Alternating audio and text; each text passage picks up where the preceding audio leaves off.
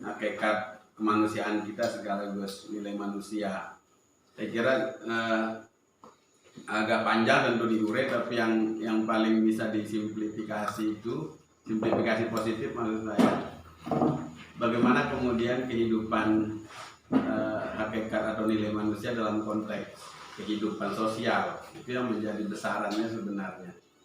Sehingga kalau dipilah ada dua hal yang memang sangat substantif, sangat utama, mulai dari teori kesadaran.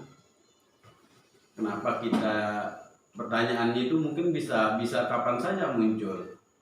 Apa sih kita ini? Apa sih manusia?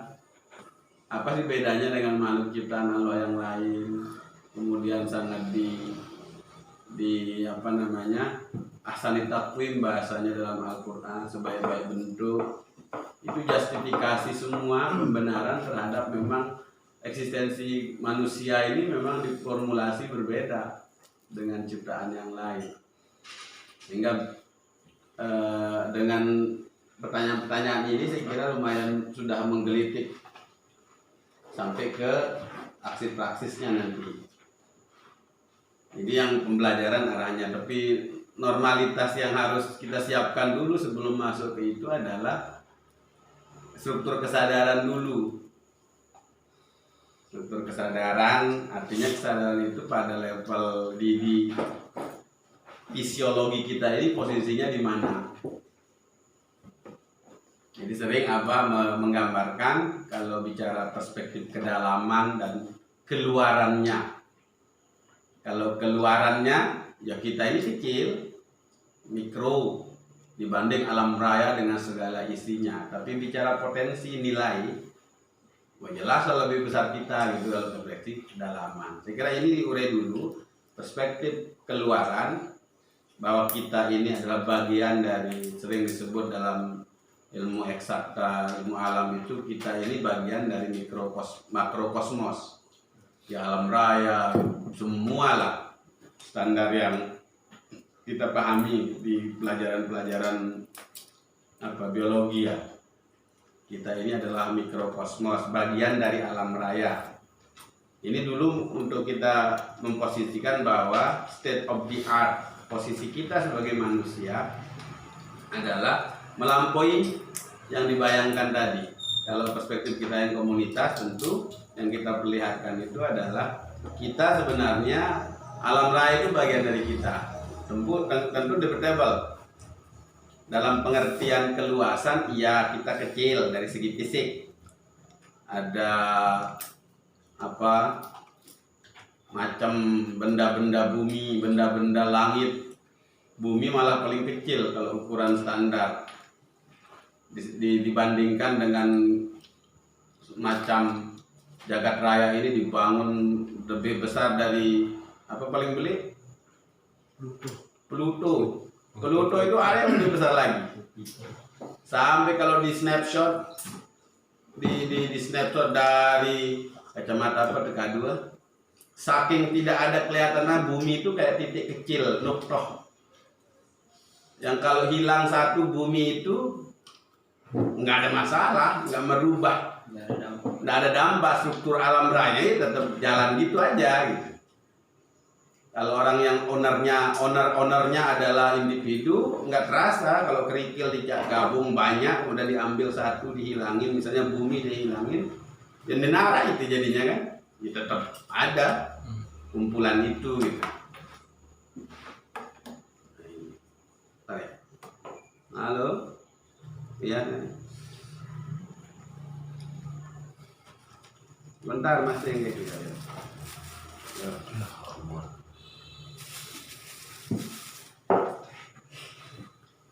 Jadi perspektif keluasan kita ini bagiannya. Kalau ngelihat keluar ini kita manusia individu, ya belian itu kan je gunung, belian itu kan je bumi, belian dia kan itu kan, sampai segitu perspektif keluasan. Tapi yang substantif ternyata unsurnya cuma satu, dia, mereka, apalah bahasanya. Alam raya itu hanya materi. Perspektif kedalaman ini. Alam apapun besarnya ya materi. Artinya materinya itu nggak ada hanya unsur fisik. Yang disebut psikosfer. Unsur fisik doang, dimanapun besarnya Pluto ya unsurnya cuma satu.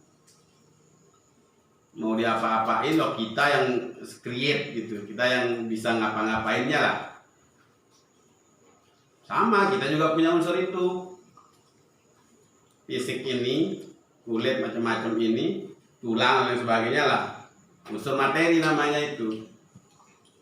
Artinya bagaimanapun besarnya alam raya itu, ya dia segitu doang. Dia nggak hidup. Kalau unsur hidup misalnya, kalau dia beredar pun ya beredar sesuai dengan poros. Kalau dalam ilmu eksakta, dia nggak bisa mengkreasi diri menjadi gelembung, menjadi apa gitu, karena dia tidak punya unsur biosfer namanya.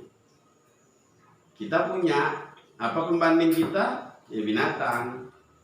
Binatang punya fisik, punya bio, unsur hidupnya. Itu satu. Alam raya dia punya unsur cuma satu. Binatang ciptaan Allah yang lain dia punya unsur dua. Jadi yang pertama A, kita kategorikan A, berarti dia fisik doang. Fisik itu artinya ya benda mati dan lain sebagainya lah. Kemudian yang kedua ada yang benda hidup. Benda dalam artian dia kumpulan antara yang psikosfer dan biosfernya. Dia hidup, dia punya fisik, dia hidup. Kemudian manusia sekarang. Ada nggak unsur fisiknya? Ada. Unsur hidupnya? Ada. Apa yang membedakannya dengan binatang? Apa kira-kira itu? Yang membedakan kita. Dan ini sama-sama. Untuk mengukur bahwa kita lebih punya nilai. Kenapa diskusinya mulai dari filosofi nilai manusianya? Karena di situ dulu yang kita sadari, kesadaran bahwa kita punya potensi yang lebih dibanding ciptaan ini. Sering nanti setelah kita bahas yang ini, yang unsur manusianya yang ketiga, yang paling berbeda dari ciptaan Allah yang lain itu ya unsur noosfer namanya, kesadaran. Kesadaran itulah yang membedakan, bukan hanya akal semata. Akal itu maksud saya pada ranah ke intrinsik ke diri manusia, yang membedakannya ya bukan akal. Karena skill akal yang kognisi, kalau bentuknya sederhana ya binatang juga bisa. Jadi maksud saya kemudian yang di sisi inilah yang membedakannya, itu kesadaran. Kita snapshot saja singkatnya. Kami udah paham lah, maksud saya posisinya bahwa yang membedakan manusia dengan ciptaan yang lain itu adalah kesadaran. Itu yang disebut noosfer. Itu yang paling kuat, yang semua manusia memiliki, kecuali yang punya kelainan dan lain sebagainya. Ada yang penyakit dan lain sebagainya, kayak tidak waras, itu kan beda, nggak sadar dia kan. Sadar dalam mana bukan kesadari, bukan, itu reflektif namanya. Tapi ini memang kesadaran yang intrinsik, yang bisa kemudian murni membedakan antara ciptaan Tuhan dengan yang lain, dengan nilai kemanusiaannya itu ada di situ, consciousness-nya. Nah ini yang kemudian kalau distrukturkan menjadi A, AB, ABC. Dalam teori besarnya, kalau dihitung-hitung, membantah teori bahwa kita ini bagian dari makrokosmos itu cukup dengan itu. Dengan menentukan nilai manusia. Cukup dengan itu saja, bahwa oh iya kita udah komplit. Kita tidak hanya punya fisik, kita ternyata punya kehidupan juga, kita punya kesadaran. Ini sudah cukup ini untuk kita membayangkan bahwa manusia diciptakan Tuhan Allah Subhanahu wa taala itu punya potensi dan nilai yang berbeda dengan ciptaan yang lain. Setelah kita mulai sadar bahwa memang unsur manusia itu memang diciptakan ahsani taqwim, sebaik-baik bentuk. Dari situ nilainya sebenarnya yang paling utama. Kesadaran itu sendiri. Walaupun nanti kita baca bareng lah, saya pun sedang meneliti disertasi itu juga tentang kesadaran dan lain sebagainya. Tapi dalam konstruksi semangat yang ini adalah bagaimana kemudian memberi nilai manusia itu pada ranah tiga wilayah itu. Nah, setelah itu dalam logical sequence, pertautan logik dari yang tadi, setelah kita menyadari ini, harusnya kita mulai menyadari bahwa kita ini sebenarnya lebih besar dari alam raya. Kalau bicara potensi, nilai kemanusiaan kita itu melebihi itu. Jadi itu prinsip yang paling yang utama dulu ketika bicara tentang nilai manusia. Nah, di Jilam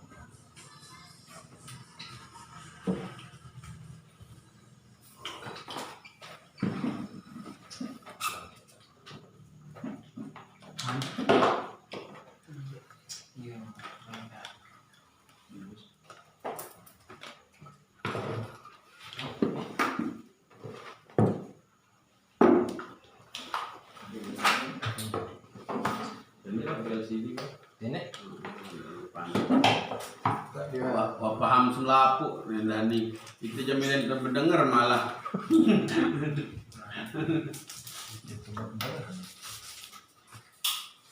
Nah, lebih nih rapat-rapat PKI ini dok. Evolusi ya mulai dari yang begini-begini kan. Hidup mahasiswa. Itu mahasiswa dan jadi sambil nanti jadinya boleh di-cut juga kalau ada argumentasi lain. Itu setelah kemudian kita menyadari bahwa kita punya nilai yang cukup unik dibanding ciptaan Tuhan yang lain. Nah, ini yang harus mulai dikawal. Setelah kita punya struktur fisiologi yang berbeda, kemudian psikologi sekaligus di dimensi kita itu punya karakteristik yang berbeda dibanding ciptaan yang lain. Itu sudah cukup menyiapkan kita untuk menyadari apa yang ada di luar kita. Dan itu berlaku untuk semua manusia. Setelah kita secara internal menyadari bahwa kita punya potensi yang sangat luar biasa yang dianugerahi oleh Allah, maka itu juga yang terjadi atau potensi itu juga yang ada di orang lain. Sama. Sehingga ini di-create tadi yang alam raya, yang tadi unsur hidup bagi binatang dan lain sebagainya, itu ciptaan Tuhan semuanya. Ada ciptaan manusia. Padan dan berberaja kecenderungan kita terhadap ciptaan kita sendiri itu sangat kuat. Ini yang parah di proses membangun struktur kesadaran yang benar. Ya, ada ciptaan yang kita sebut aaksen, ciptaan manusia, ciptaan Tuhan. Jelas Tuhan miak nih, ini manusia miak nih, ya, jabatan ya. Apalagi ya semua lah, jabatan, kemudian harta benda macam-macam itu kan ya semuanya lah yang seperti itu, kekayaan macam-macam itu di-create, artinya di-create oleh manusia. Ini yang kadang banyak yang merusak relasi nanti di ujung, relasi intersubjektif ya dengan manusia lain. Ini yang menurut saya gambaran bahwa kalau bicara nilai manusia ya paling memungkinkan untuk kita sadari lebih cepat itu adalah kita punya struktur nilai manusia yang imanen dan permanen. tadi yang kesadaran tadi itu yang menuju ke menjadi orang baik, menjadi pilihan-pilihan tindakannya pun dan sebagainya selalu harus dimulai dengan itu. Bayangan melihat keluar, bayangan yang tadi yang keluar tadi itu kita dipilah menjadi 3 relasi transsubjektif, relasi intersubjektif, relasi dengan objek. Ya, relasi transsubjektif itu hablum minallahnya, relasi intersubjektif hubungan manusia dengan manusia, kemudian relasi dengan objek itu hubungan manusia dengan objek. Objek tadi itu ada 2, ada yang built in diciptakan oleh Allah, ada yang diciptakan manusia. Ya, jabatan, gelar akademik, yang disebut profesor, keren misalnya, itu semua itu buatan manusia. Nilainya pasti lebih rendah dong ketimbang ciptaan Tuhan. Malah dipuja yang itu yang parah. Nah, 3 relasi inilah yang kemudian jadi follow up dari kita menyadari secara internal bahwa kita punya struktur kesadaran, kita punya kesadaran yang manusia yang memang spesifik, yang khas. Baru 3 relasi itu tiba-tiba muncul. Relasi transsubjektif, hubungan manusia dengan Allah. Relasi intersubjektif, hubungan manusia dengan Tuhan, hubungan manusia dengan objek. Objek ini apa? Kita mulai dari objek dulu. Ya, objek ini lah semualah yang selain Allah dan manusia, intinya. Selain Allah dan manusia itu objek. Ya, alam raya ini, ya bangker sepengengat, apalagi pokoknya semualah yang itu bagian dari objek. Cara kita kadang-kadang kalau belum terbentuk struktur kesadaran ini secara secara baik, kadang-kadang banyak dilalaikan oleh situ. Banyak sekali deviasi, banyak sekali patologi, penyakit muncul dari relasi kita dengan akibat relasi kita dengan objek ini dan sampai ke atas. Padahal ini level paling rendah. Kalau bicara pelan, relasi kita dengan objek ini adalah level paling rendah. Karena memang hubungan kita manusia yang tadi punya nilai yang luar biasa besar tadi itu dikalahkan oleh nilai materi, objek. Makanya wajar kalau konflik internal, konflik keluarga, konflik kampung, konflik keluarga saja warisan dong ribut gara-gara tanah. Objek tadi menghilangkan, merusak relasi yang lebih tinggi, yaitu relasi intersubjektif yang harusnya saling berterima, saling memaafkan dan lain sebagainya. Itu yang kadang banyak sekali nanti yang kita temukan di lapangan. Ya termasuk kita lah. Kadang-kadang split. Satu waktu kita lebih mencintai motor kita daripada manusia lain.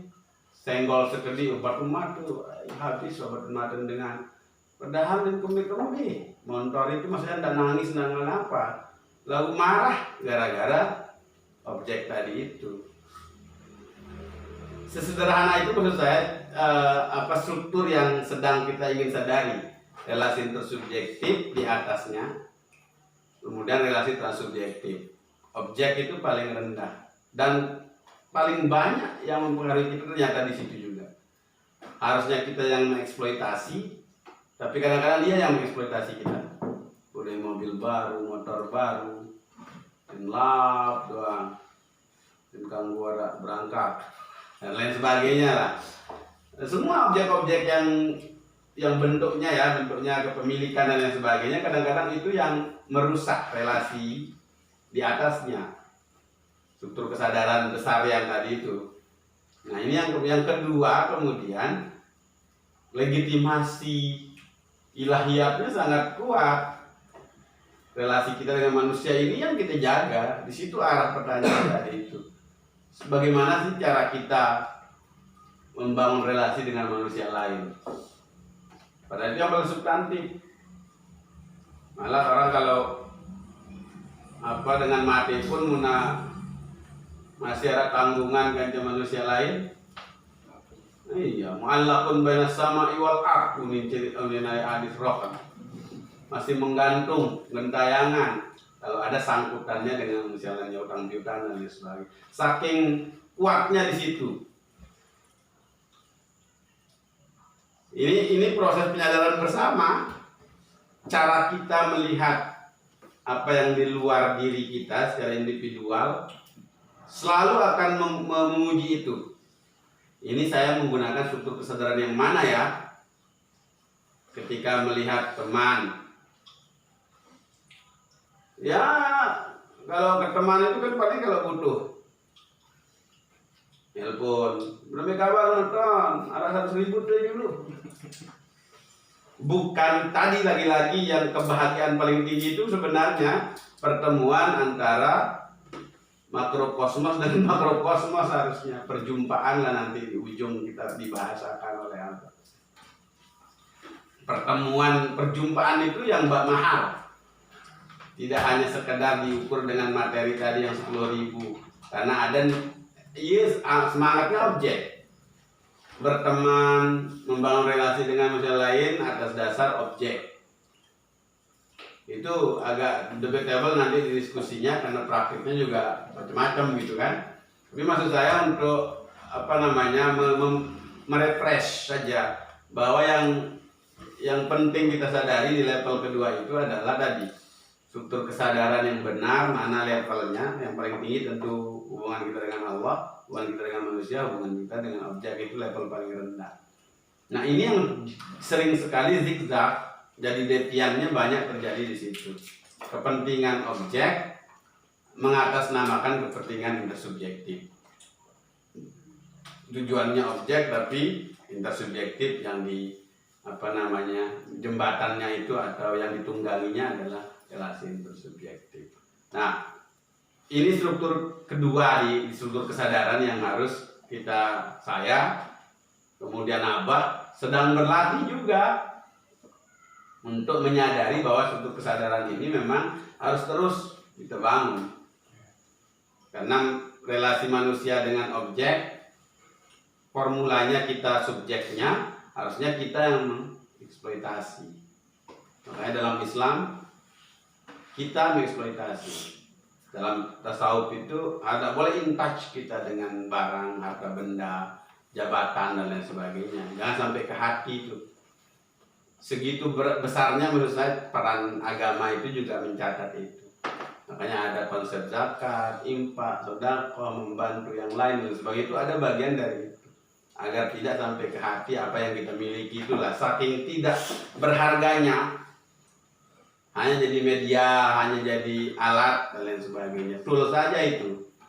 Tapi untuk kebahagiaan nggak bisa kayaknya.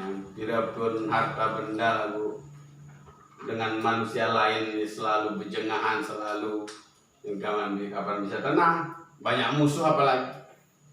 Itu ukuran, maksud saya ukuran bahwa ini memang levelnya paling rendah di relasi kita dengan objek itu. Nah di atasnya tentu sudah teman-teman kami sudah wikan semuanya lah, bahwa di atapnya tentu relasi transsubjektif dan sebagainya. Itu yang legitimasi Allah itu atau pembenaran terhadap aktivitas kita, kehidupan sosial kita itu ukurannya ketika bagus relasi kita dengan manusia lain. Allah dengan mengiyakan saja cukup itu. Oh ya, nyambung dia selesai. Saking pentingnya menjaga relasi intersubjektif itulah yang menjadi ukuran. Kalau sudah baik di mata manusia, cara kita hidup dan lain sebagainya, di mata Tuhan tentu akan baik juga. Itu sih yang kelihatan di nilai manusia yang sudah kita sadari dari tahap awal tadi itu sampai ke level kedua menjadi struktur kesadaran intersubjektif, kesadaran transsubjektif, intersubjektif, kesadaran dengan objek. Kenapa ini menjadi diskurs penting di posisi bahwa setelah kita menyadari ini,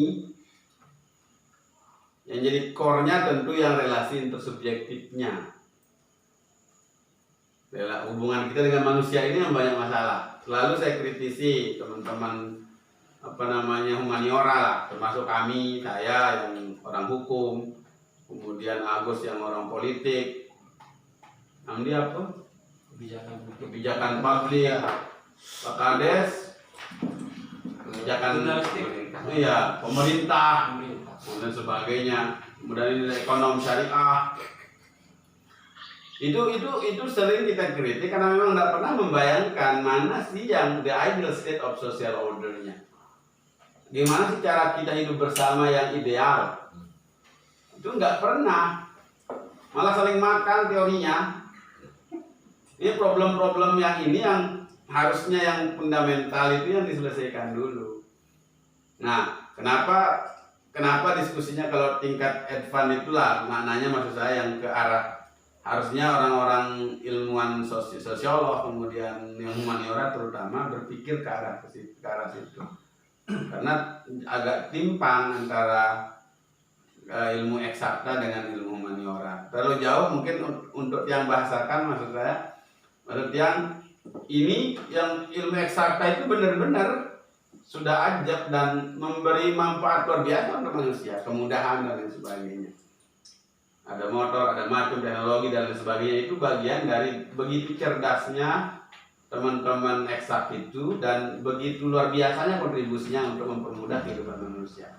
Sementara ilmu sosial begitu urenya politik, teori politik, kiri kanan macam-macam, nggak pernah membayangkan the ideal state of political order itu yang begini.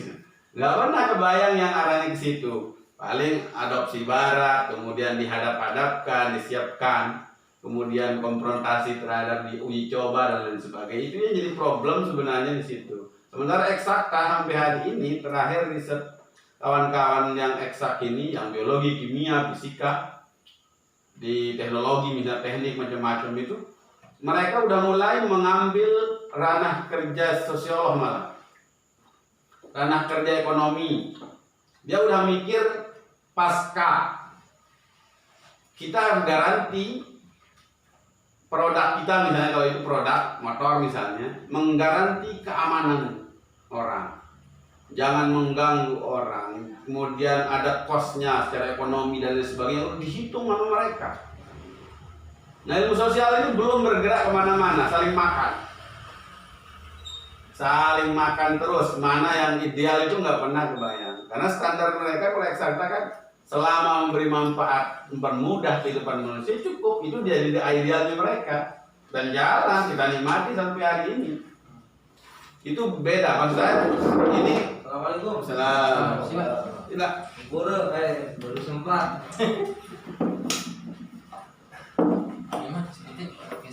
Jadi sini. Tidak. Adiknya aku. Ini pas. Ini. Masih tiga.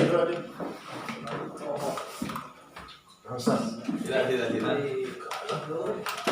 Asli kalau mau di. Ini tahu nih.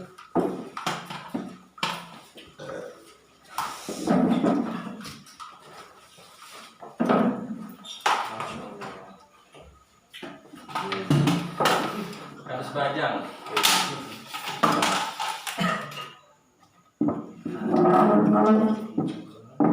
Wah, selesai.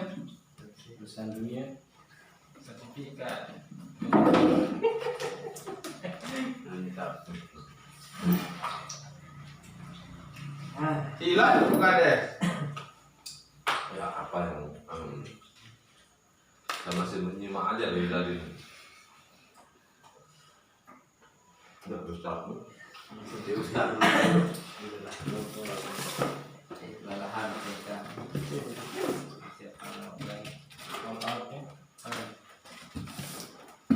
Ada apa? Tadi ada berwarna jadi seringkali kalau menyimak dari tadi itu lain. Jadi kalau setel film video oke, gue tulakan. Harus dia loading dulu lama. Nah kita lewin lagi. Nah, memang prosesnya adalah lama. Hal yang sering kita malah diskusikan di komunitas orang ini tadi yang dengan trans Subjektif. subjektif. Itu yang sering beliau ini yang lebih bakar soal itu. Lebih arif. Lebih arif. Videonya Ya, jadi seringkali kemudian ada pandangan-pandangan yang ada hubungannya dengan intersubjektif ini dengan trans tadi. Nah, jadi kalau dari tadi kita kait-kaitkan konsep yang diamalkan sama Abah ini kan ke konsep Islam. Nah, kemudian seringkali kita agak kebingungan dalam kemudian mengkaitkan ini dalam intersubjektif tatkala kemudian ada dalam dogma-dogma keagamaan yang lain ya. Ya. Nah, karena masing-masing kita kan punya dogma-dogma keagamaan. Ada satu kasus ini seseorang adalah A. Ketika salah seorang ini melaksanakan ritual keagamaan dalam hubungan intersubjektif kan itu tidak jadi soal. Ya. Saling membantu, kemudian kita meskipun dalam ruang dia melaksanakan dogma keagamaan dia untuk menyembah selain yang kita sembah kayak gitu.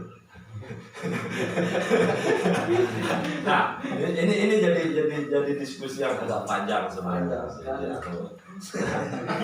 Kebetulan pakar kita menjelaskan beda tentang apa transsubjektif itu. Ini sebenarnya selalu buntu ini dalam diskusi orang-orang Jawa Barat ini. Bagaimana kemudian menumbuhkan sikap seperti yang dijelaskan tadi bahwa kita adalah makro dan mikrokosmos sekaligus dalam hubungannya dengan dogma keagamaan yang kemudian itu erat kaitannya dengan hubungan intersubjektif tadi itu. Ada yang kemudian agak moh untuk membantu saudara-saudara kita yang beragama lain dan dogma tadi. Nah, maksud saya nilai-nilai yang kita munculkan saat itu, hubungan yang kita sering saya lihat itu ada penghalang intersubjektif itu karena hubungan transsubjektif itu. Nah, hubungan kita kepada Tuhan itu kemudian menghalangi hubungan antar manusia itu. Nah, dalam konsep yang kita bicarakan saat ini sebenarnya menyikapi itu seperti apa gitu. Karena ini jadi pertanyaan besar yang belum terjawab nih sama pakar-pakar kebijakan publik, politik kan menyambung juga sih. Para filosof. Ya, para filosofi kopi. itu sering menjadi bahan diskusi kita dan sampai saat ini memang ya karena ini bentuknya dogmatis Ya. agak takut kita mau bahas. Ada kekhawatiran lah dalam bahas itu. Mungkin butuh kita penjelasan terkait apa ini akan kita taruh di dalam level intersubjektif perkara kemudian keimanan pengalaman agama itu hal yang lain ataukah ini ada korelasinya sehingga tak boleh kita bantu ini yang kafir kok misalnya dia mau menyembah selain Allah kok apakah posisi relasi tadi itu ini menjadi apa namanya karena kita bahas tentang keislaman ini tidak melanggar secara konsep atau memang ini melanggar karena seharusnya ini kita taruh dalam level intersubjektif gini tuh kok nanya jadi saya ya karena ini buntu dari kemarin bagaimana Ustaz? Ustaz yang menjelaskan. Apa itu? Sepertinya berpura-pura tidak tahu dulu karena kenyataannya tidak ngerti juga.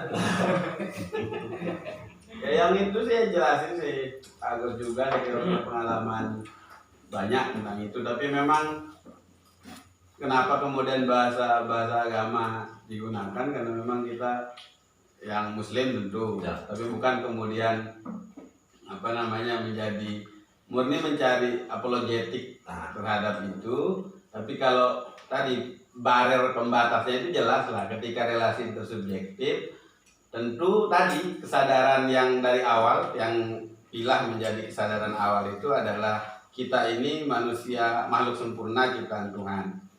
Kemudian manusia yang lain pun sama, strukturnya sama, kemudian potensi yang diberikan Allah pun sama.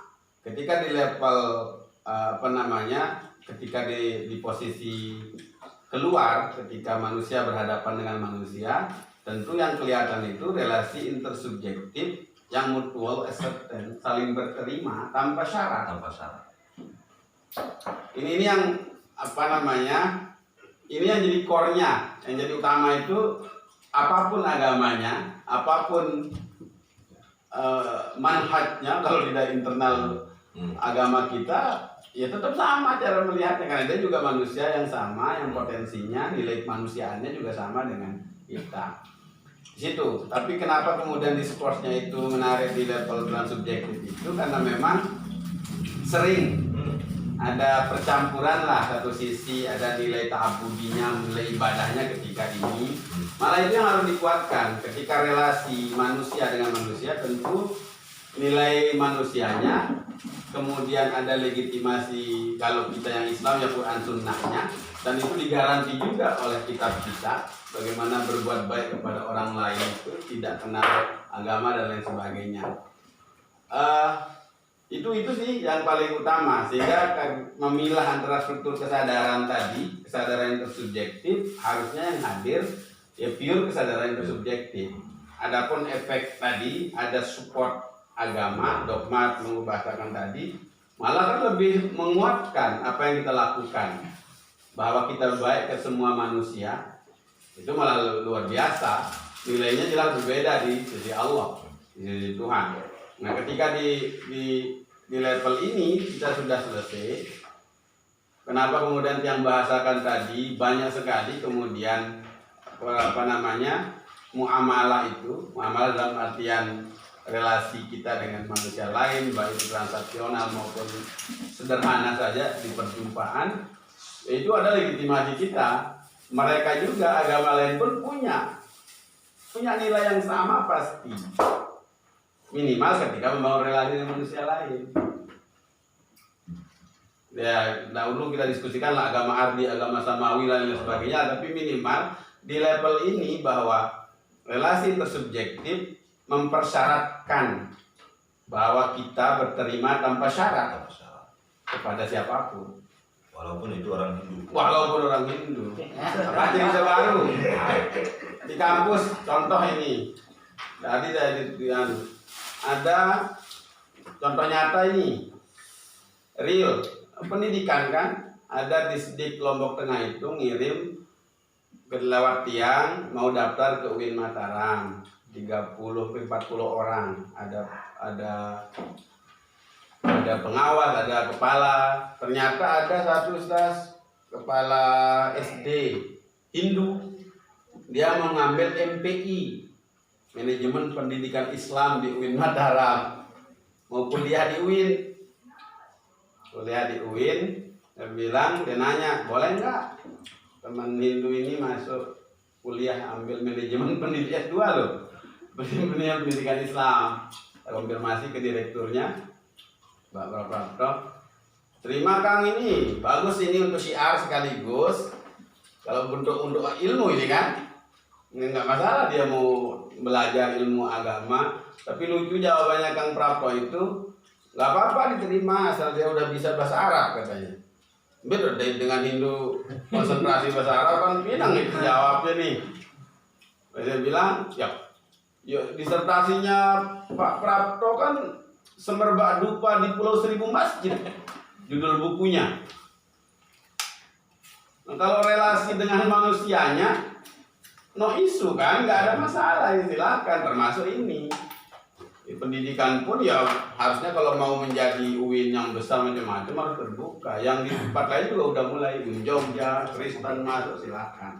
Nah, maksud saya di sisi itu kita nggak ada masalah, karena urusan transsubjektif ini kan murni relasi manusia dengan Allah, gitu kan?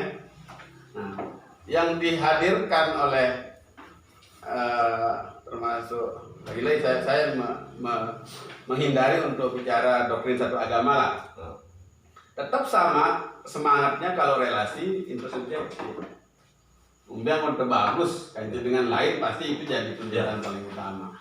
Jadi itu maksudnya jadi malah di sisi kita yang Muslim ya mencari legitimasinya bahwa ada ayat, ada hadis yang memang melegitimate bahwa apa yang dilakukan dalam relasi intersubjektif itu memang nilainya ternyata lebih ketimbang kemudian memenangkan doktrin keagamaan. Saya cukup senang lihat siapa yang baru, yang Arab itu diskusi dengan kaula muda sering yang beda agama di YouTube itu kan Arab. Gus enggak, yang satuan yang muda si yang mencari kerja itu kan ya yang nah itu cara dia kalau dia konteks agama mas saya, cara dia menghadirkan Islam itu jadi sangat populis gitu kan. Itu yang nggak ada di kita kadang-kadang. Ya. Makanya Terlalu serius beragama. Terlalu serius beragama. Musa ibadahnya teman beruhin kan. Nah maksud saya di sisi ini kemudian kenapa kemudian kita bicara nilai manusia itu pada murni urusan bagaimana membangun relasi yang benar dengan struktur kesadaran yang tadi. Ketika dengan manusianya ya harus dong necessary conditionnya, kondisi paling utama yang harus ada itu adalah ya saling berterimanya gitu. Berterima tanpa syarat. Saya berteman hanya kepada orang Muslim saja, orang Hindu no misalnya, orang Kristen no, nggak bisa begitu. Kebayang nggak kalau dia di satu kampung misalnya kemudian semuanya orang Hindu, gimana dia bisa? Kalau dengan doktrin agamanya dia murni menjalankan kehidupan sehari-harinya pun dengan doktrin yang itu. Apalagi jadi kades. Oh, yang masyarakatnya orang Hindu. Orang Hindu minta bangun pura. Susah. Menarik itu. Ya. Kalau tidak dibangun dalam konstruksi kesadaran yang benar dalam artian tadi itu, ketika nilai-nilai agama kemudian menghiasi kehidupan sehari-hari kita itu bagus selama itu positif. Makanya bahasanya di anatomi sistem sosial itu yang invaria, yang variannya boleh, bukan kemudian kita mensimplifikasi agama. Boleh kita berbeda di situ, silahkan kalau peribadatan. Terus kan objek gitu. Objek. dunia ya Pak. Dan praktiknya ya harus begitu cara kita, walaupun paling nangis si mahal misalnya kan. Jadi harus dilatih. Jadi maksudnya posisi yang tadi itu bahwa ketika proses membangun relasi dengan manusia lain itu memang itu yang tanpa syarat. Tanpa syarat sama, nilainya sama tadi, dia punya fisik, biosfernya ada, kesadarannya sama. Jadi nggak ada alasan kita untuk memenangkan misalnya satu agama dan lain sebagainya dalam kaitan bagaimana membangun relasi yang baik kan. Oh saya bisa baik dengan Anda kalau Anda sudah mengkonversi agama Anda. Ayo syaratnya, kebayang nggak? Itu maksudnya di posisi itu. Jadi dogma atau doktrin keagamaan itu bukan hanya untuk ya, untuk memperkuat keyakinan kita lah bahwa memang relasi intersubjektif itulah yang paling utama sebenarnya. Kalau kita bongkar Al-Quran pun ya ayat-ayatnya yang banyak kaitannya dengan itu, bagaimana membangun relasi sebenarnya yang benar terhadap manusia lain.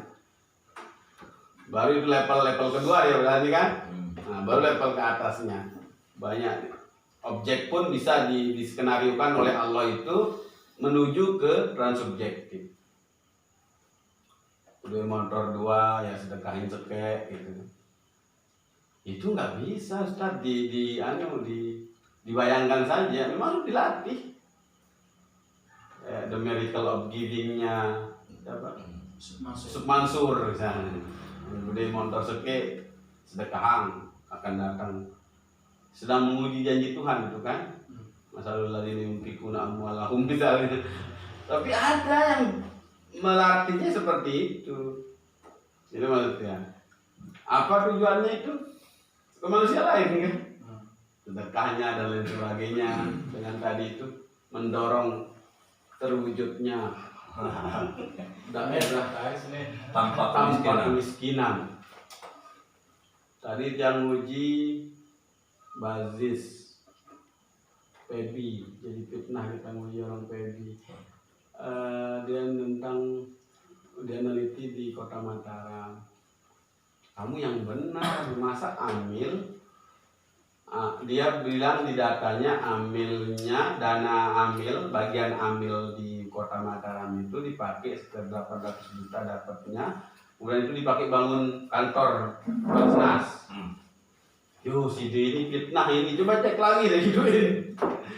Maksudnya ini sensitif, kalau bicara non profit ya zakat, infak, sedekah, ya memang untuk mustahik gitu, nggak mungkin untuk bangun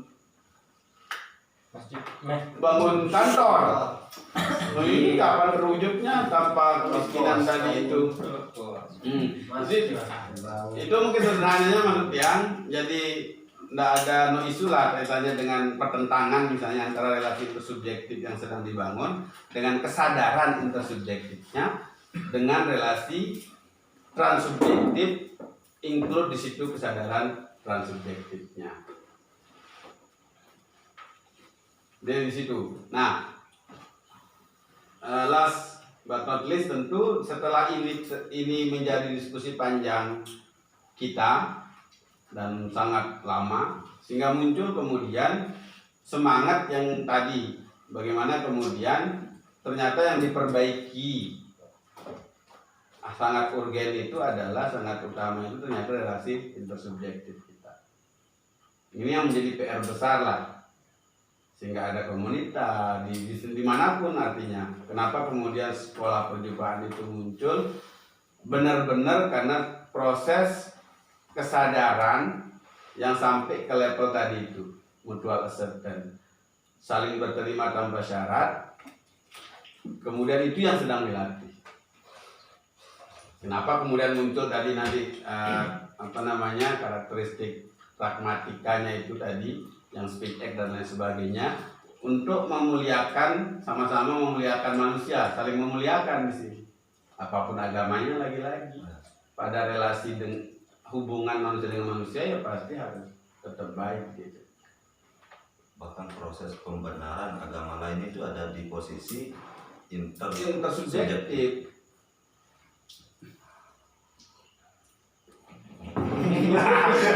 Sama keberatan aja muncul. Boleh, nggak masalah. sebelum saya di sana sama Ustaz Maryadi, ini kan hubungan yang tadi itu, objek ini kan dia dua tadi. Objek ya buatan Tuhan, kemudian objek yang buatan manusia. Nah, kadang-kadang saya juga dalam proses pembelajarannya kadang-kadang overlapping. Ketika saya terutama ini melihat razia hal geger kita polisi lagi di luar geger. Polisi itu apa sih sebenarnya? Kan pembinaan manusia, institusi. Kemudian juga ada kemarin desas-desus tentang tim penilai kampung sehat. Luar biasa persiapan hanya untuk sekedar menyambut tim penilainya. Nanti juga itu akan nyerempet-nyerempet ke jabatan itu. Besok pagi ada Bu Wagub datang, nah luar biasa persiapan. Kenapa tidak ketika sama-sama posisinya, misalnya Ismail datang ke situ, kenapa tidak begitu juga perayaannya? Israel. Ada didesain. Nah, sama posisinya. Iya. Nah, bagaimana menyikapi itu? Nah, apakah rasa cinta, rasa rindu kita terhadap ibu negara atau apa? Kan kadang-kadang maksud saya ini overlapping. Iya. Kayak jabatan, kayak biasa misalkan Pak Dekan atau siapa. Ada rasa hormat, ada rasa apa? Iya kan? Tapi ada orang yang nggak merasa sama sekali ya, Iya. salam biasa atau apa. Kalau saya ya tetap nggak tahu, mungkin sudah ada kalau saya merasa hormat saya cium tangan atau apa. Kadang-kadang ada dengan ya gimana atau gimana. Tapi begitu. Nah, bagaimana dalam relasi kita melihat yang tadi jabatan, gelar-gelar yang memang ciptaan manusia untuk berembil ketika kita hidup. Nah, dari proses pembelajaran ini berhadapan dengan polisi, saya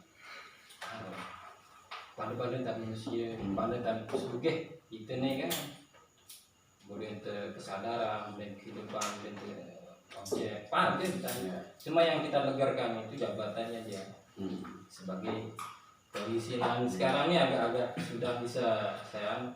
Nah, yang ke jabatan kades, jabatan kadus, jabatan yang lain ini kan itu juga bagian dari kita. Tuan guru disebut dan Tuan guru. Nah, kayak gitu belum deh. yo sih dia jelaskan itu aja. Kan kamu mancing nih. Ya sudah, artinya Bapak di melekat di dia yang dianggap status fungsi yang diberikan. Ya murni di tadi di proses relasinya tentu dia sebagai manusia kan pasti tetap. Tapi status fungsi yang tadi disebut dengan status tadi yang apa namanya artefak kita bahasakan kayak jabatan, kemudian apalagi gelar dan sebagainya, ya posisinya tetap harusnya sama. Kemudian ikram penghormatan itu ya standar gitu, standar bukan menghormati jabatannya tentu. Sama kita sedang menyembah objek lagi, lebih rendah lagi aksen ciptaan manusia, presiden lah, gubernur lah, kan nggak perlu harus lebay kan, ya sederhana aja. Ini maksud saya standarnya sama dengan bagaimana masyarakat Badui di masa Umar, datang Umar berkunjung ke situ sampai dia bahasakan sederhana sama orang Badui. Bahin katanya Umar dari bawah. Orang khalifahnya datang. Kemelet karena khalifahmu lebih hias kota kami. Tapi apa daya misalnya kan paling begitu. Malah senang Umar begitu. Enggak perlu. Malah dipuja orang Badui. Alhamdulillah orang Badui udah berubah. Dulu dia nomaden, sekarang ada tempat tinggal. Jadi harusnya resiprokal cara menyadarinya itu maksud saya. Kita melihat bahwa dia ini adalah objek, status fungsi yang diberikan. Kemudian pada manusianya yang menghormati manusia ya standar gitu kan. Nggak harus lebay. Apalagi kemudian kita ya sama aja lah, saya juga pun gitu ketemu rektor, cara menghadapinya walaupun kita sedang melatih misalnya untuk tidak tanda kutip lah, tidak memberi nilai lebih tinggi manusianya karena melekat jabatannya, itu sama-sama kita latih juga. Yang jelas bukan kita menghormatinya bukan karena jabatannya cukup sebenarnya. Nah, baru polisi takut lalu itu dari ya wajar kan, cocok ya, manusia itu untuk melatihnya mungkin boleh dengan jalur ini, tapi kalau kita udah sesuai dengan standar, ada SIM, ada sentral kan apa takutan. Saya takutan dengan kabar, saya orang kabar bahasanya begitu. Saya takutan, siapa yang tidak takutin maksudnya itu. Pada bahasa. Padahal Oh, mirip polisi takutan.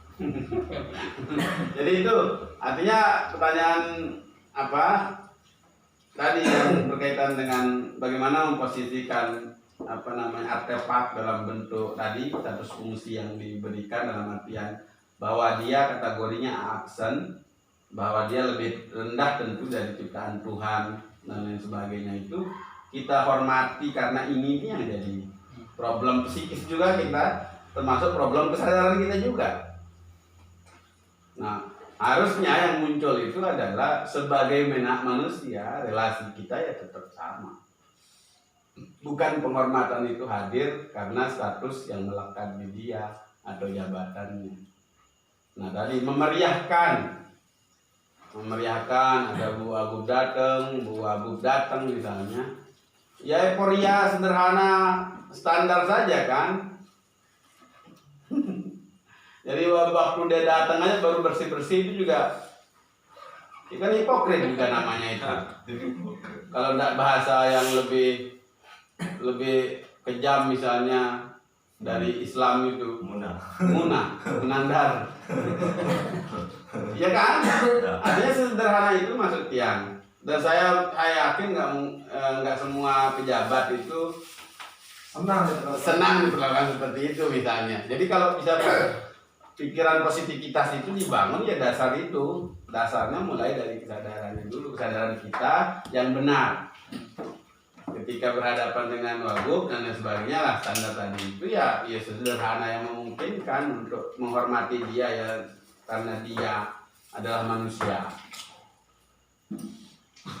Agak memang harus dilatih. Makanya peran kenapa sekolah perjumpaan itu proses long life learningnya, pembelajaran terus menerus itu ya karena memang tetap pasti di satu sisi saya sedang menyiapkan kesadaran yang benar ini ketika bertemu dengan ini. Selalu akan terdiuji itu kita sedang berhadapan dengan apa, slot kesadaran yang mana yang mau dipakai. Kalau sudah bisa mengolah struktur kesadaran itu, saya kira advance lah. Yang mana yang mau dipakai ini ketika ketemu sama orang yang beda agama. Ya lebih ekstrimnya lagi guru dan murid. Guru malah buat mahasiswanya objek. Kan lebih parah itu.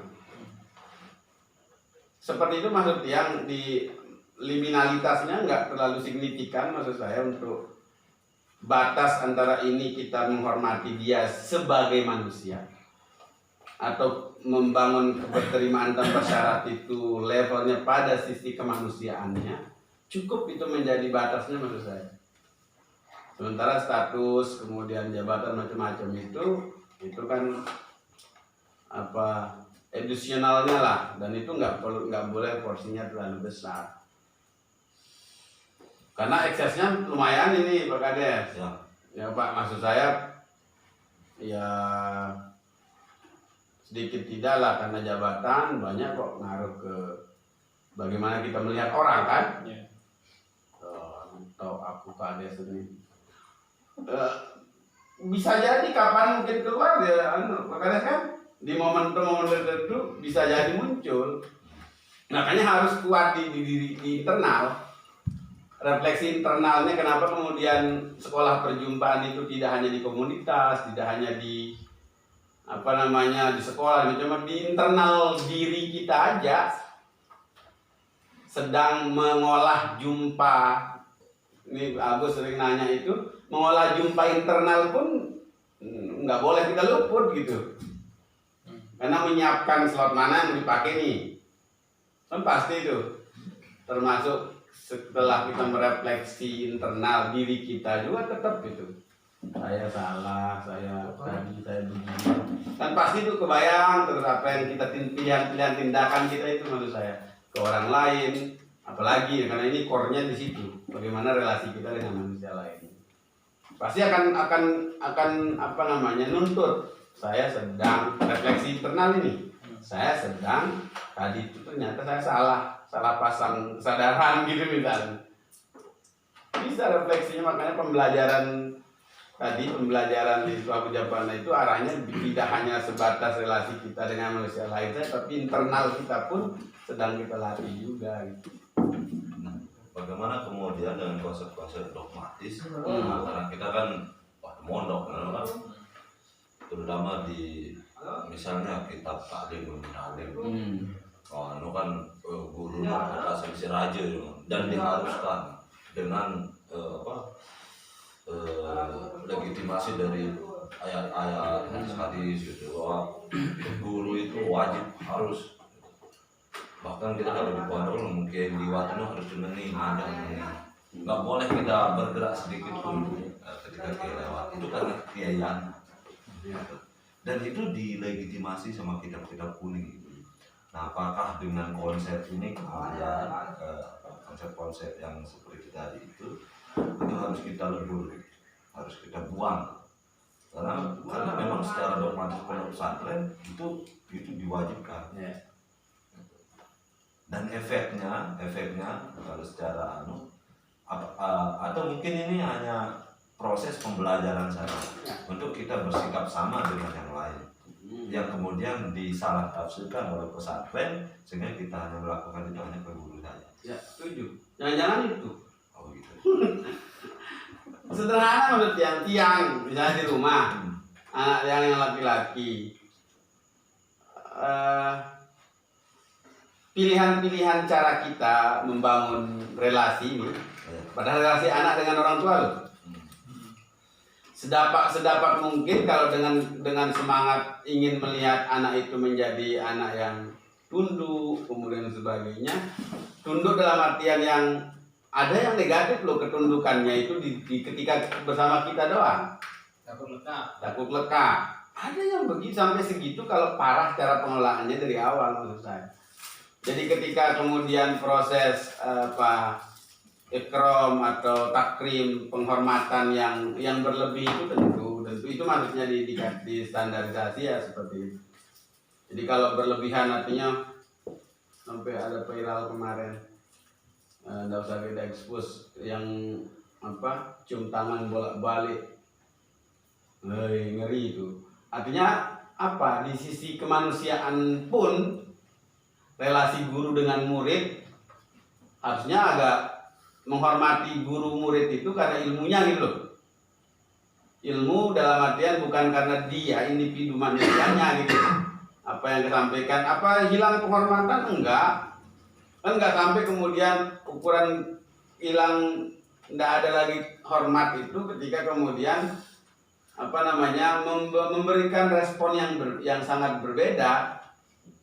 Kalau hanya sederhana tadi, saya yang paham sekali ya di dalam ta'lim pun sebenarnya relasi antara guru dengan murid itu tentu dibangun atas dasar tadi ada ketundukan, ada kepercayaan tentang ilmunya dan lain sebagainya, tentang luasnya ilmu dan lain sebagainya, arifnya dan lain sebagainya, tapi tanpa kemudian menghilangkan nilai kemanusiaan tadi itu. Ada yang tidak manusiawi caranya menghormati. Kan nggak bisa masuk itu Pak Kades, ya kan? Ya. Kalau yang tadi yang melatih tadi kayak ketundukan dalam artian tadi ada biasanya kalau kiai turun disiapkan sandalnya misalnya, itu sih wajar, maksudnya bukan kemudian dia sedang kemudian penghormatan berlebih maksud saya, karena enggak di ukuran logik kita maksudnya. Kalau antara proses tadi taklim muta'alim diajarkan, kemudian harus ini, positifnya kan juga banyak di situ.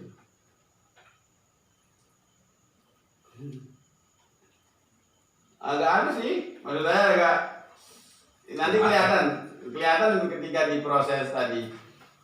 Bedakan kalau dianalisis ya, bedakan dengan penghormatan ke orang atas dasar status yang dimiliki dengan penghormatan ke orang dengan yang sangat sederhana sesuai dengan kebutuhan dia sebagai manusianya. Eksesnya jadi berbeda, sangat-sangat beda ketika ini dengan biasa saja dalam artian penghormatan normal karena dia manusia, saya manusia, kemudian kita punya potensi yang sama, ya proses penghormatannya pun jadi standar kan. Dengan yang kemudian tadi penghormatan yang karena ini dia jadi guru, dia ustadz saya, dia ini Bandingkan ketika dia sebaya, artinya udah besar-besar. Artinya apalagi relasi yang lain yang diikat, relasi yang yang bentuknya tidak relasi intersubjektif, dalam artian bahwa oh ini dia jadi ketika ada yang terjadi misalnya dia dulu guru saya, kemudian setelah selesai si mahasiswa atau muridnya yang dulu ilmunya lebih tinggi, dalam artian level keilmuan, gelar akademiknya lebih tinggi. Tentunya ini sekolah lagi, gurunya ketemu di situ yang aja yang ini. Kalau yang diuji dulu artinya penghormatannya itu based on berdasarkan tadi itu, jadi sangat unik relasinya, jadi kacau malah. Ini bisa diriset lah ini seperti apa. Ini orang psikologi lah nanti yang meneliti tentang itu. Tapi kenapa nuansa SP itu lebih banyak ke psikologisnya? Karena memang semangatnya lagi-lagi bagaimana kan olah rasa dan olah jumpanya yang paling banyak. Jadi respon kita terhadap orang, dan tadi kalau dasarnya adalah mutual acceptance tadi, saling berterima ya, kemudian yang tanpa syarat tadi itulah malah yang lebih kuat, lebih menguatkan gitu. Itu sih kalau bukan teoritisnya, artinya selama kita diskusi itu pasti berkembang terus. Artinya apa yang tadi yang muncul dalam fakta-fakta lapangan lah, ketika di trial, ketika diuji cobakan dan lain sebagainya. Belum kita menyentuh yang tadi yang besar, artinya semangat kita untuk bagaimana merubah perilaku kita bermasyarakat dan lain sebagainya. Kayak kasusnya Agus kemarin cerita tentang kondisi di rumah, kaitan dengan perang melawan amak kakek sendiri misalnya dan sebagainya, kaitannya dengan politik. Itu selalu akan berhadapan terus dengan mana bagian yang sedang kita hidupkan, struktur kesadaran yang mana yang sedang kita latih gitu. Selalu arahnya ke situ paling. Kan mau pilihannya konfrontatif atau dialogis dan lain sebagainya, tentu itu jadi pilihan-pilihan tindakan menuju ke perbaikan organisasi sistem sosialnya kan. Ya, termasuk tadi nggak masalah dulu juga waktu kita di KP itu pertanyaan seperti itu juga muncul kan, penghormatan terhadap orang tadi bukan kemudian merusak relasi kita dengan manusianya kan, nggak sampai ke situ bahwa dia ternyata lebih istimewa daripada saya. Padahal yang melekat di dia itu adalah jabatan yang diciptakan oleh manusia lagi-lagi. Ya, ketika sisi kemanusiaan yang digunakan ya tidak ada masalah. Tidak sampai ke hati ketika cium tangan kepada Bu Wagub misalnya besok. Bisa maksud saya, nggak cocok juga kan, dicium tangan misalnya biasa aja, standar hormatnya, oh iya hormat karena dia orang nomor 1 di NTB, nomor 2 di NTB, dengan standar aja gitu. Kalau berkaitan dengan perilaku lanjutan kayak tadi itu, sibuknya ketika datang ya introspeksi aja. Sama, saya juga buku juga kok. Kalau tiba-tiba siapa datang ya minimal penghormatannya ya standarnya seperti itu. Jadi nggak ada yang nggak terlalu jadi krusial, maksudnya pilihan-pilihan, lagi-lagi pilihan-pilihan tindakan gitu menghadapi orang yang lebih yang pejabat dan sebagainya, harusnya ya standar biasa aja. Itu sih. Iya. Cok nih. Ayo, Ustaz. Saya tunggu itu objek, Ustaz. Enggak pas. Penting ya Pak. Kalau penting ya nggak masalah. Saya agak berat sebenarnya mau nggak jawab ini. Ayo pasti dari waktu gitu. Itu udah kayak kita. Nggak masalah. Ayo Mas Hamdi, Pak Kades. kebudayaan, melestarikan kemanusiaan. Pertama ini. Hah? Mana ini? Jadi. Bismillahirrahmanirrahim. Ayo, ayo.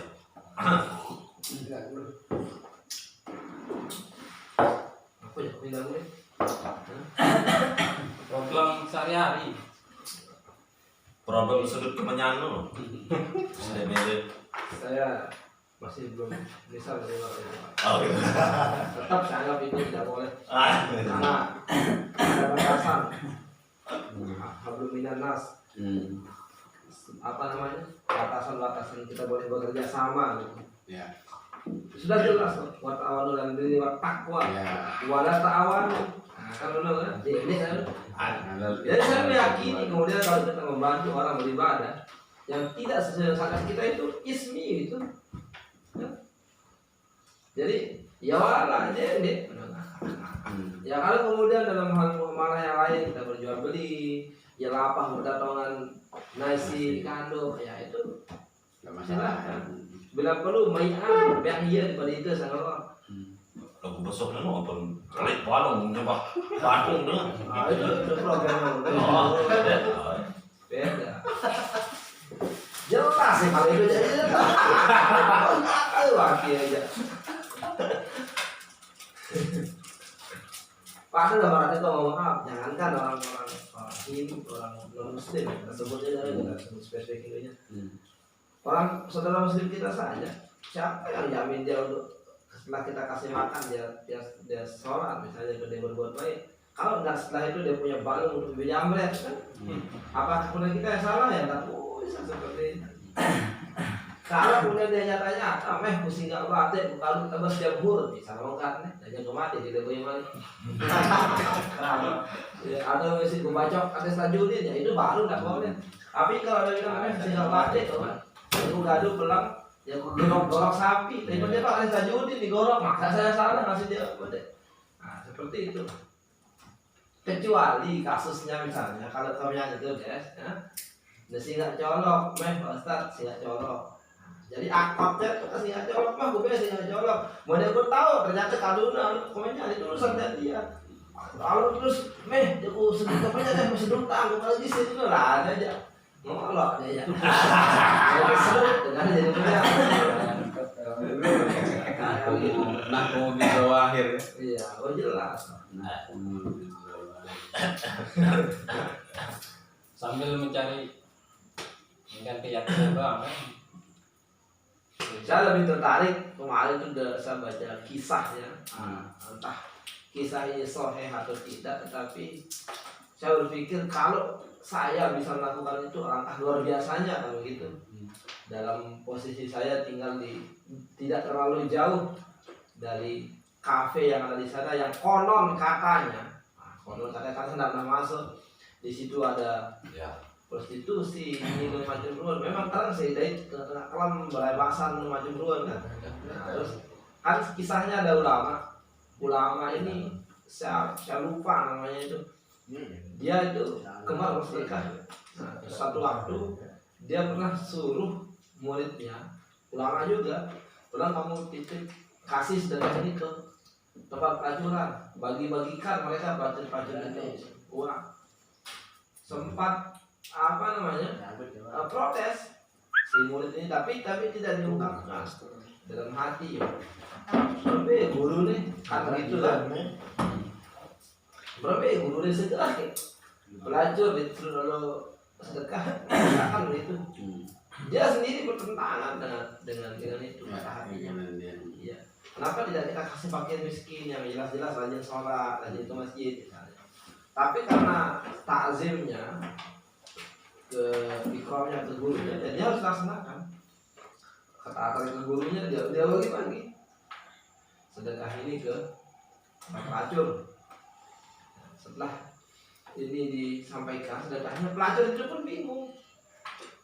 kenapa kami yang ada tambahan permintaan dalam di sedekah itu. Dia bilang nanti setelah kamu kasih sedekah ini, bilang saya minta didoakan oleh mereka.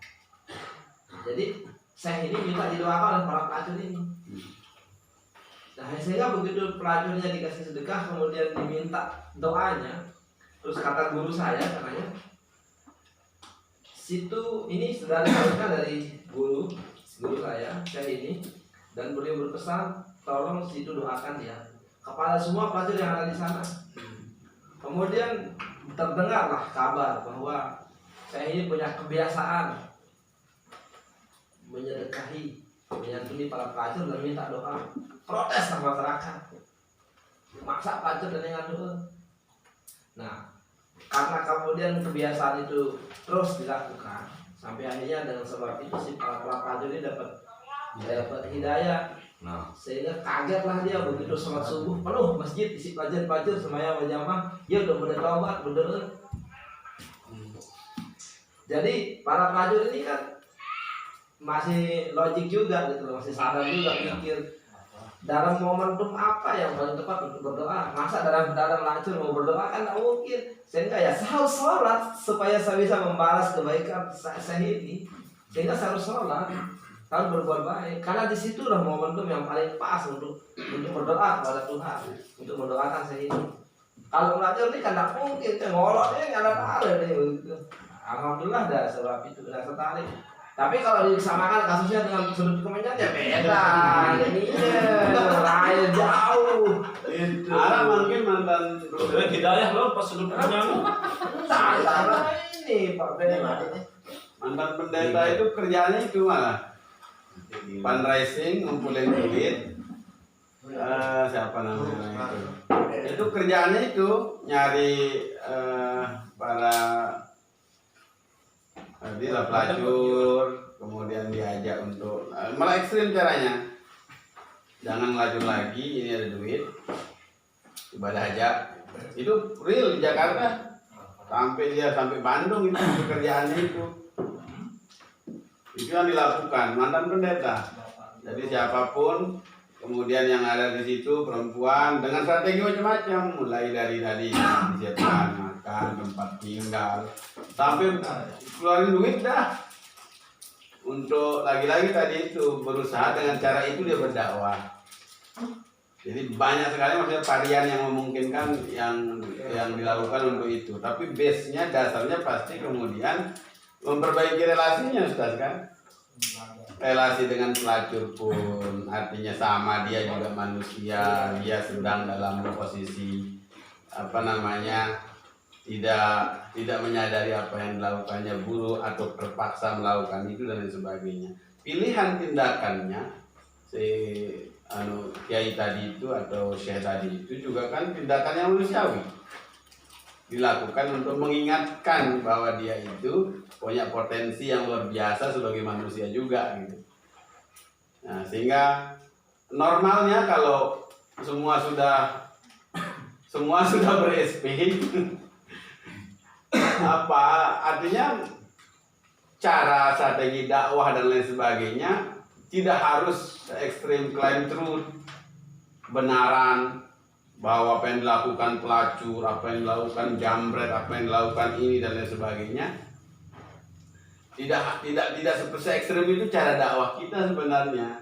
Ya dakwah bilhalnya ternyata hanya standar bagaimana berbuat baik kepada siapapun saja sebenarnya lebih efektif ketimbang harus berbusa-busa mendakwahkan yang berkali-kali kadang didengar diulang materinya itu aja dan lain sebagainya. Malah ada yang komplain saking begini gencarnya YouTube dan lain sebagainya.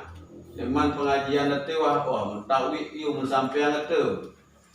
Karena memang tidak hanya menyentuh dimensi itu doang, tidak sampai kemudian ke dimensi kemanusiaannya. Pernah nggak dia tanya, ada nggak ongkosnya untuk pengajian dan lain sebagainya. Artinya di sisi itu pun variasi manajemen metode dakwah dan lain sebagainya sampai pada level ini maksudnya yang memang sangat banyak yang bisa dilakukan. Karena rata-rata yang disentuh pasti nilai kemanusiaannya dulu yang disentuh. Rata-rata. Nah ini SP itu menuju ke situ semangatnya. Bagaimana menyadarkan sekaligus memberi solusi bahwa kita sama-sama manusia, Anda bisa terjebak di sana sini, ada alasan yang kemudian dia bisa terjerembab ke situ dan sebagainya. Nah sampai di sisi itu maksud saya relasi kemanusiaannya yang digunakan sebagai modal untuk termasuk menyadarkan. Jadi apalagi dibarengi dengan doktrin dogma keagamaan lagi-lagi tadi itu, dengan tidak kemudian yang lebih diutamakan didahulukan itu ternyata klaim kebenaran atau indoktrinasi saja isinya. Dari yang paling efektif malah maksud yang bukan paling lain. Yang efektif ternyata memang menyentuh dimensi kemanusiaannya cukup untuk menyadarkan orang, mulai dia menyadari bahwa oh dia tidak sendiri, dia punya teman, dia punya sahabat. Oh kita hidup di dunia ternyata tidak hanya sekedar untuk dunia. Kan seperti itu maksud saya, cara masuk pintu masuknya malah relasi intersubjektif ini begitu kuat ketika social change, perubahan sosial dan lain sebagainya bisa dimulai dengan dengan cara memperbaiki relasi kita dengan manusia lain. Tidak pelit. Ya tentulah. Meminjamkan korek saja nggak boleh. Tentulah. Kan merusak citra Islam. Saya akan pinjamkan korek. Jangankan korek, ngomongkan semua. Kalau dia mau pinjam korek, bukan minta tolong, dibakalkan lupa. Apa nggak usah balik dia, kalaupun dia minta tolong lupa itu, dia lupa nih, walaupun tulis lupa Bismillah baca. Ya itu mungkin tidak elok lah.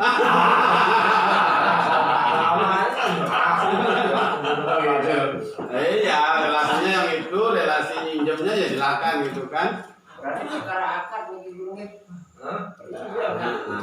Nawa itu.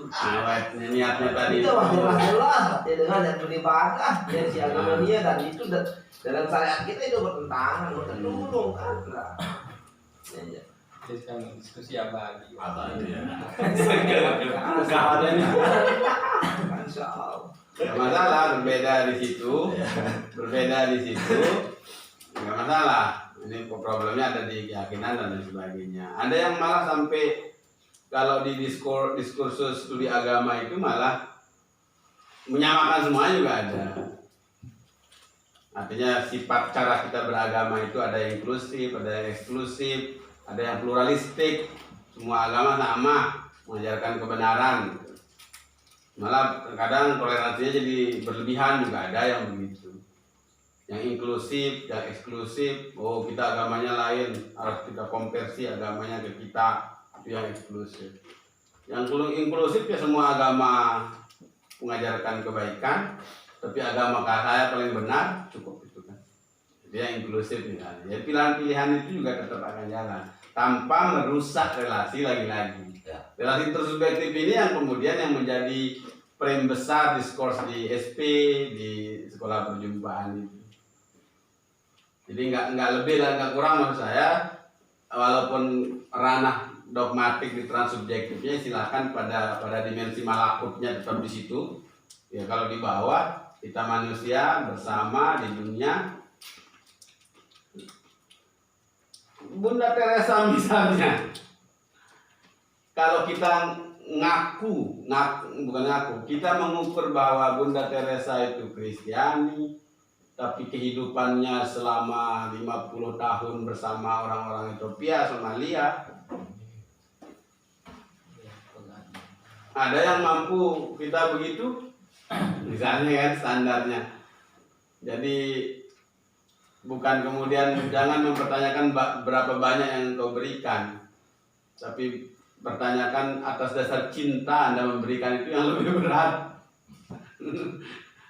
Jadi itu sederhana belajar dari apa? Dan itu ngeri kalau bicara itu. Dimensinya udah cinta kasih menjadi nilai the ideal state of social ordernya adalah cinta kasih, Anda bisa bayangkan seperti apa kehidupan di komunitas saja lah.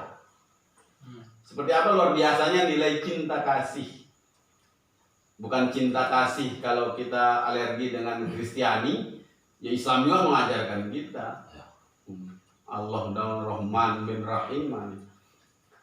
Artinya nilai itu saja yang kita biasakan, sama cara kita melihat manusia itu, mencintai mereka dalam arti bahwa dia sebagai manusia yang sama potensinya dengan kita. Ternyata ngelatihnya lama dan emergennya luar biasa. Nilai kebaruan dari menebar cinta itu saja sangat luar biasa dalam. Wallahu a'lam bishawab. Entah. Makin Ayo ditulis lemak. saya saya. Anggih lagu niki Malik tulas. Kami sekali Nanti ya Zoom lah. Nggih, sama Tanggapan kita diskusi via Zoom. Itu taruh ke video. Kita fokus video lah. Masih jawab. Nanti bakal Terkait dengan Serius banget. bagaimana Jangan. enggak ada Pak Sri. Memang style saja. Mas yang mana colok baru dulu. Tidak. Coba. Terkait dengan sikap penghormatan pada manusia. Memang apa namanya menarik ini dibahas tadi karena itu juga yang tadi di kantor desa di apa namanya dijadikan bahan obrolan sama beberapa kawan gitu. Sampai ada salah satu teman kardus yang bilang kita nih ngone-ngone kardus kayak mental anak SD ya kami ini mental anak SD, terus kemudian mental kita ini sepertinya tidak pernah terjadi perubahan apa-apa di kehidupan dunia ini. Kita sudah masuk ke era modern. Katanya teman saya ini, kok kita masih kayak lagu lama, kayak zaman Orde Baru. Kenapa begitu? Saya bilang, "Nek kan lo nih, namun ya datang tahu, nek gugup-gugup bersih-bersih." Katanya teman saya ini, ya sih lah yang merasa saya bilang gitu. Jadi seperti itu. Ya. Mudah aja ngoleh oleh bersih-bersih kan. Anna sopatu minal iman. Tapi cukup bagus. Habiskan anggaran ini. Habiskan anggaran. Habis anggaran kita tidak terima. Nyala. Ya, awalnya ini kan Ibu Wagub yang mau ke desa ini. Jadi pertama itu dari kemarin itu kan surat undangan sudah disebar. Itu ada kunjungan wakil gubernur. Sampai tadi kita pasang spanduk di kantor desa itu selamat datang Ibu wakil gubernur NTB. Ternyata dia berubah schedule-nya, entah betul enggak sangka lah. Sampai jam 11 lebih saya pulang dari kantor desa itu hampir setengah 12. Itu masih belum ada informasi kalau dia mau ke desa Daya itu tempat saya itu.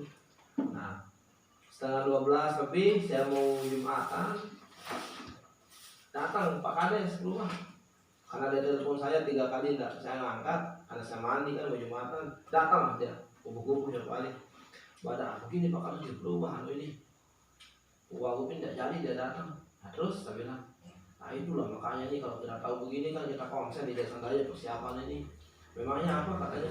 Jadi Bu Wagub besok ada jalan di Narmada sehingga yang datang besok itu Ibu Gubernur istrinya Pak Zul menikah didampingi oleh Ibu Bupati. Nah terus, dia nggak mau ke kantor desa,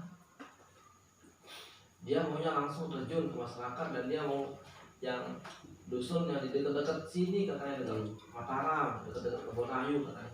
Dia kan tak ada pilihan lain kecuali desa Daya dalam belakang dasar. Di mana ini katanya Pak ada siapa? Kalau memang repot sini saja kenapa? Saya bilang itu apa repotnya? Dia mau datang, saya bilang. Tempat dulu ada boleh sehat dia mau berdiri juga boleh. Saya bilang itu Pak Kades. Ada deh sebelum lalu belum ini spanduk kapal belum kita pasang belum kita buat banyak percetakan. Lama-lama habis Jumat datang lagi ternyata ini Pak Kapolsek, Kepala Puskesmas, terus ajudannya dari provinsi, terus ajudannya Ibu Bupati, lengkap sudah Pol PP. Cuma karena hujan jadi nggak leluasa dia tadi kita ngobrol-ngobrol biasa lah. Pak Kardus bisa Pak Kardus kondisikan besok pagi ini anak muda pakai baju adat apalah segala macam kan. Saya bilang mohon maaf Pak, bukan saya tidak mau kondisikan. Kenapa kita tidak bayar tulang saja, saya bilang. Akhirnya disetujui. Maksud Pak Kardus ya kita aja Pak. Inilah kondisi masyarakat.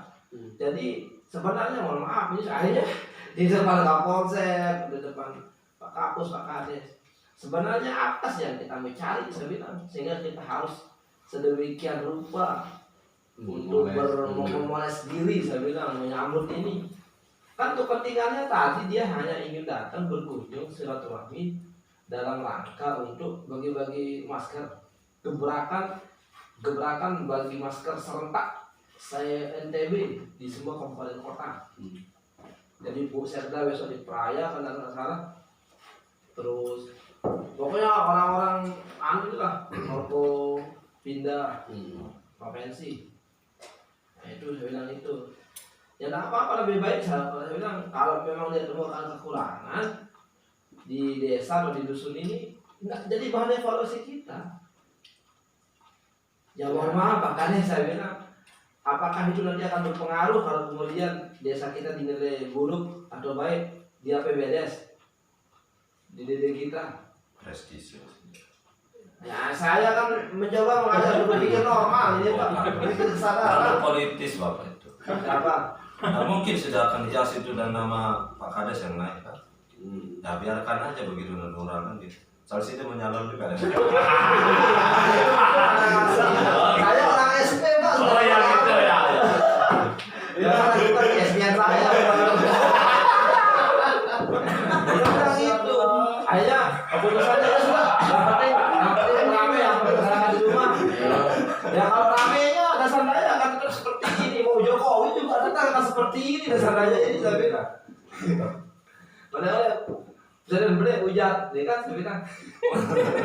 Modal kan sudah berpikir tadi beda mobil, kamu sama hubungi Eka sebenarnya. Mobilnya mobil tangki untuk nyiram kan, tangki waktu bara itu ya nyiram jangan itu. Hujan turun, alhamdulillah kan hemat. Nah lu nyari mobil nggak punya mata. Sederhana itu kan Iya. pengamatannya. Sebelum ditutup Ya nyambung dia. dia mah